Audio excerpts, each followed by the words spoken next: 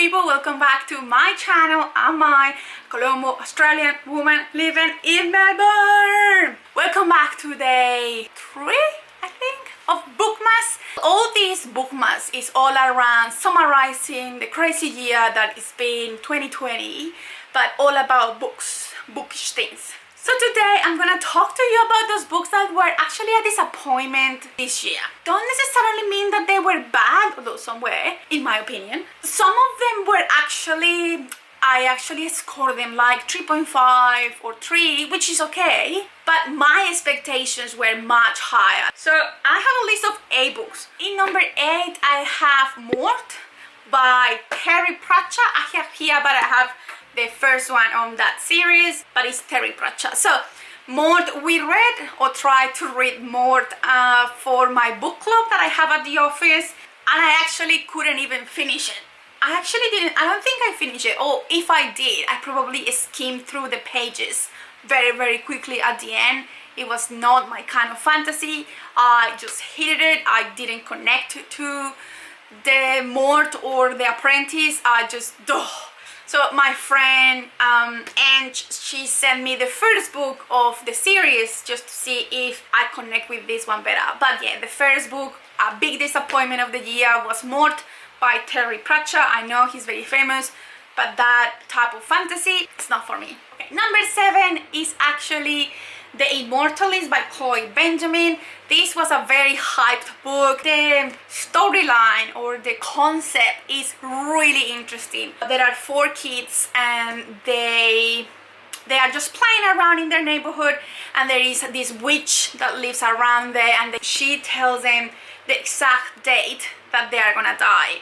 And after that, of course, the book then goes onto sharing or telling us what they did with their lives. I hated this book. I think I gave it a 2. I gave it a 2. I hated it with all my, like, it was a beautiful idea, very unique. It has so much potential, but the execution was wrong. Very wrong. The book is divided in 4 parts, and the fact that each part is for one kid, and then you know that person is gonna die in his chapter, kind of thing, something similar.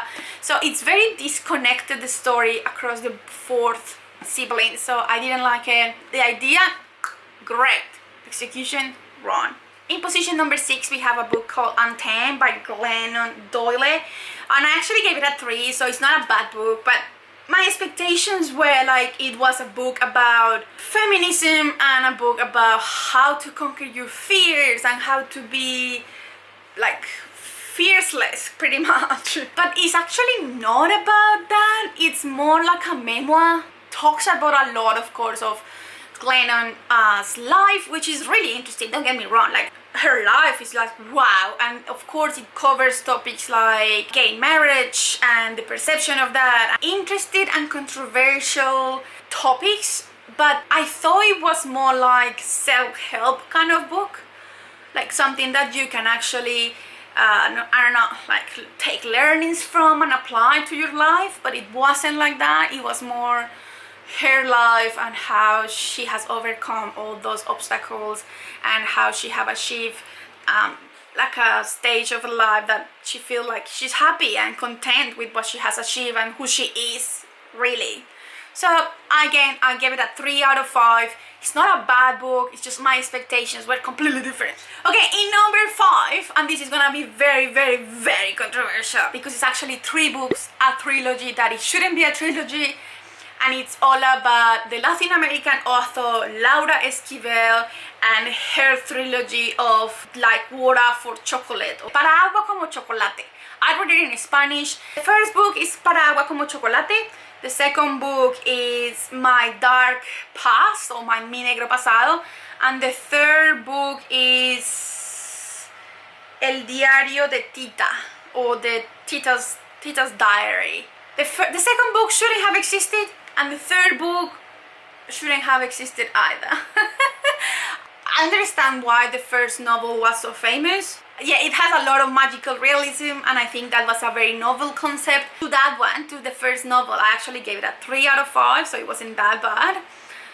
But But the other two, oh my goodness, I think I gave it one star. The second one is actually the same first one, but told from the perspective of the protagonist, but it's the same book. I mean, it's the same story, so it doesn't change much. It doesn't add anything to the first novel. And the third one, it's a novel that is about, I think it's 1 or 2 generations up after the first book, and similar magical realism, but not so much, and it's kind of connected to the first novel.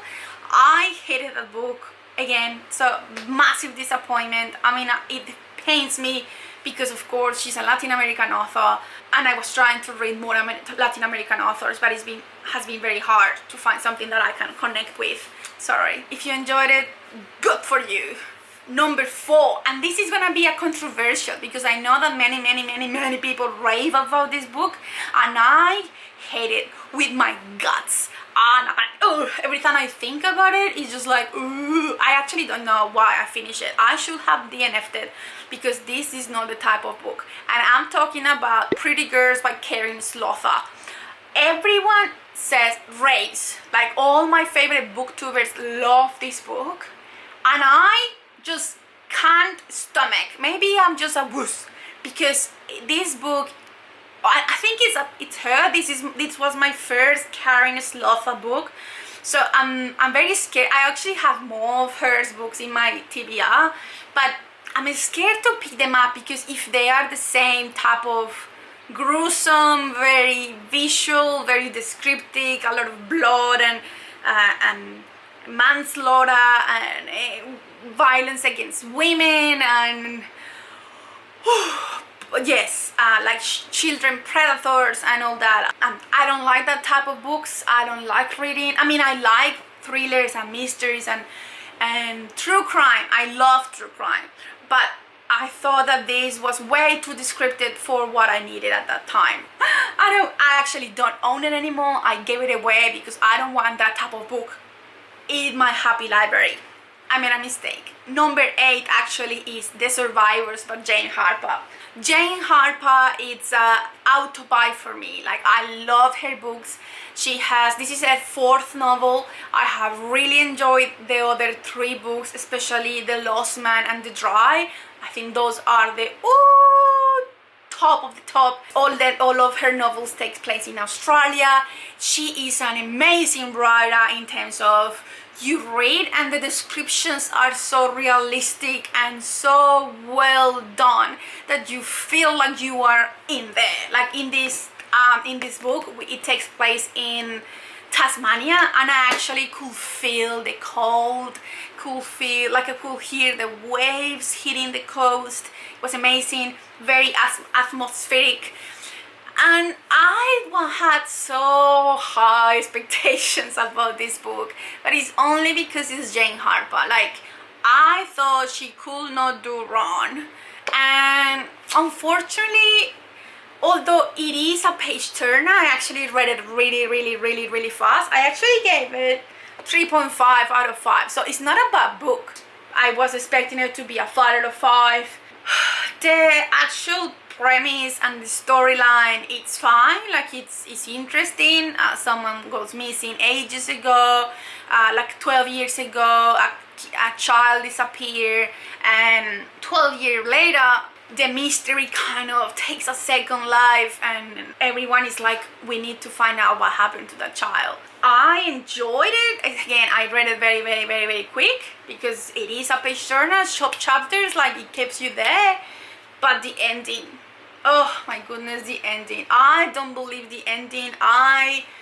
It was very rushed. Yeah, unfortunately, again, I will keep reading her books. It's an auto-buy for me. She's amazing, but probably this one is not my cup of tea. Now let's back to normal. So we were in number 4, so now number 3. Number 3 is actually another Latin American author. Sorry about that. It's the Chilean Isabel Allende and her most famous novel, The House of the Spirits, La Casa de los Espíritus. I also read it in Spanish. Look, I understand why it's so famous. I understand, again, magical realism at its best. I hated it. The book has a lot of misogynism and violence against women. It has violence against children. The book doesn't come with trigger warnings, and I think that's the key thing for me, or was back then. And it was that I didn't know much about the book, and when I started reading the book, I actually enjoyed it at the beginning, but then violence started happening. They sexualize a minor, and I hated that part. I think I wasn't prepared. So big disappointment, Isabel Allende. But I also read, and this is off topic, but I also read her latest book, Long Petal of the Sea, and it was a favorite, like 4 out of 5 stars. It was so good. So she's a very, very, very good writer.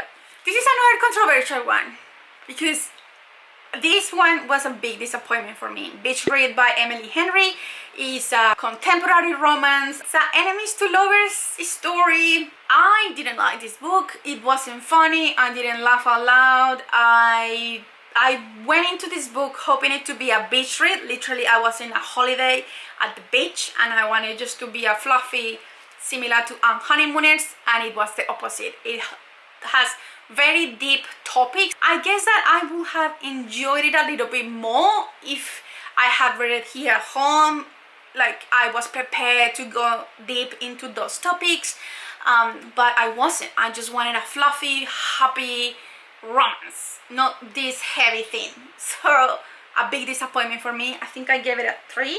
I gave it a 3 out of 5, but again, it is very hyped. I don't know what it is, but it's not what they say it is. Number 1, and this book is the one that pains me the most to share with you guys today, because I had amazing expectations, because it was one of my favorite books last year, the first one, and the sequel. I just thought that it would be a 5 out of 5, a 10 out of 5 stars, and it was A Beautifully Foolish Endeavor by Han Green. I know, it pains me. It pains me because I really, really love the first book. The first book, it was a 5 out of 5. I love the concept, all the fame and YouTube and the cars. Oh my goodness, it was really, really well done. The thing with the second book is, first, it goes way too much into sci-fi, and second one, I didn't like the story. I didn't feel connected. I gave it a 3 out of 5. Again, it's not a bad book. I read it like in 2 days, very, very quick, fast paced. But I have really high expectations because the first one was so good. And so those were my, I think, 9 big disappointments of 2020.